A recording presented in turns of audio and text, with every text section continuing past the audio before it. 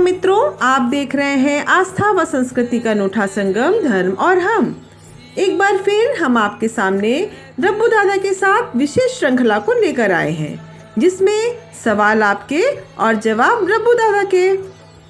दादा, अक्सर भक्त अपने घर में महाराज जी को भोग प्रसाद लगाते हैं। दादा, क्या आप हमारे दर्शकों को बताएंगे कि घर में भोग प्रसाद लगाते समय क्या क्या सावधानी रखनी चाहिए?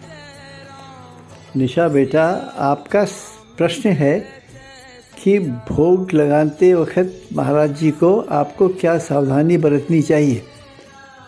तो मुझे एक याद आई श्री माँ के मुँह से कही हुई महाराज के बारे में कि महाराज कहते थे कि भगवान भाव खाता है। तो आप किस भाव से प्रसाद लगाते हो, महाराज को भोग देते हो, ये ज़्यादा इम्पोर्टेंट है। तो बहुत पहले की बात है कि जब बहुत कठिनाई से गुजर रहा था, शादी के बाद ही की बात है, 2-3 साल हो गए थे, और इतना परेशान था मैं कि मेरा अगला खाना कब आएगा मुझे पता नहीं था। लेकिन हाँ, ये ज़रूर था कि मैं सब कुछ छोड़ छाड़ के भाग जाता था, कभी कैंची, कभी वृंदावन, कभी कहीं माँ के पास रहने के लिए। तो एक दिन माँ का आगमन हुआ हमारे घर, मेरठ शहर में रहता था तब मैं। तो माँ ने एक कटोरा दिया चांदी का, और महाराज उसमें रामदाना दूध के साथ खाते थे। तो माँ ने उससे शुरू करवाया कि तू महाराज को रामदाना खिला। फिर धीरे धीरे हमने प्रसाद घर में जो बना था उसको भोग लगाना शुरू किया महाराज को। सुबह शाम हम सावधानी बरतते थे कि शुद्ध ढंग से बने, बिना प्याज लहसुन के खाना बने, अलग कढ़ाई में बने।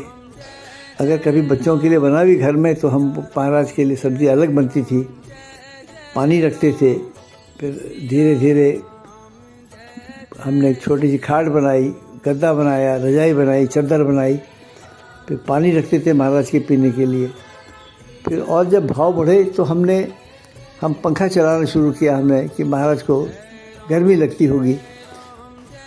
तो भगवान भाव खाता है, याद जहाँ तक आई महाराज की, तो उसी तरह से हमने ख्याल रखा। अब जैसे लोग अपने गाड़ी में महाराज की तस्वीर लगाते हैं, तो मैं भी लगाता था। तो एक दिन क्या हुआ, बहुत पहले की बात है, एक दिन क्या हुआ कि जब मैं उतरा नीचे तो मैंने देखा तो इतना गर्म थी महाराज की तस्वीर, धूप पड़ रही थी। तो मैंने कहा कि यार, अपने को बचाने के लिए हम महाराज को जला रहे हैं। तो मैंने उस दिन से गाड़ी में महाराज की चित्र लगाना छोड़ दिया। फ्रेम वो हो जाता है, गर्म हो जाता है। तो अल्टीमेटली ये सब उस भाव का खेल है। शांत शुद्ध होना चाहिए, बनाने वाले का मन शुद्ध होना चाहिए। अब कैंची में जब मालपुआ बढ़ता है तो जब तक बनता है तो उतने दिन हनुमान चालीसा का वहीं पे ठिया बैठता है, पाठ होता है।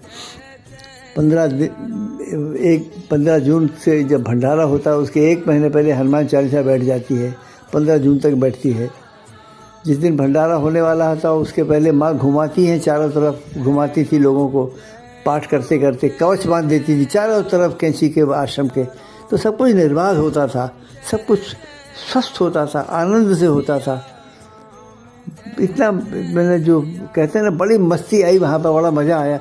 वो सब उसी पूजा पाठ का खेल था। तो अगर आप महाराज को प्रसाद भी बनाएं तो जो गृहिणी बनाएगी, जो भी बनाएगी, तो कैंची में, ऋषिकेश में, वृंदावन में लुंगी पहन के, साफ धुली लुंगी पहन के बनाते हैं। तो ये सब जो है, ये सब भोग की व्यवस्था है। जितना शुद्ध होगा उतना ही भगवान भाव से पाएंगे। फिर जैसे एक दिन क्या हुआ कि वो गरम गरम सब्ज़ी आई, तो मैंने जब उसमें डाला तो मैंने कहा ये तो महाराज मुँह जल जाएगा उनका। तो फूंक फूंक के फिर मैंने खिलाना शुरू किया। तो हम बहुत गर्म भी नहीं होना चाहिए भगवान को कि ले भाई रख दिया खाओ, अरे यार भगवान का मुँह जल जाएगा भाई। तो देखो, ये सब जो है एक पूरी तरकीब है, या एक मुसलसल एक आपका भाव है जो कि विस्तार होता है भाव का। जितना भाव से खिलाओगे भगवान उतना खाएगा। और सूक्ष्म में तो प्राप्त होता ही होता है, फिर वो आपकी जनरेशन तक वो मिलता है। मेरी माँ को महाराज को रोट खिलाती थी, वो तो रोट बना के ले जाती थी, सूजी के बड़े ही उत्तम पकवान बनाती थी। तो महाराज ने एक दिन कहा, बुढ़िया तूने हनुमान जी को रोट खिलाकर जीत लिया है, तू मेरे सहस्त्रों जन्म की सहेली रहेगी। तो जब महाराज कहते हैं भगवान भाव खाता है, जब महाराज कहते थे तो इसके माने यही है। तो बस मैं यही कह सकता हूँ कि आपके विचार शुद्ध, स्थान शुद्ध, अन्न शुद्ध, पकाने की व्यवस्था शुद्ध और शुद्ध मन से आप बनाओगे, उतने ही प्रेम से खिलाओगे तो भगवान अवश्य प्रसाद पाएगा। और फिर उसी प्रसाद को जब आप ग्रहण करोगे तो आपका अन्न से जैसा अन्न वैसा मन। यही मैं कहना चाहता हूँ। बाकी अच्छा ही है जो कुछ है, आप जो भी करें भाव से करें, ये मेरी आपसे प्रार्थना है। जय श्री राम, जय महाराज, जय माँ, जय हनुमान।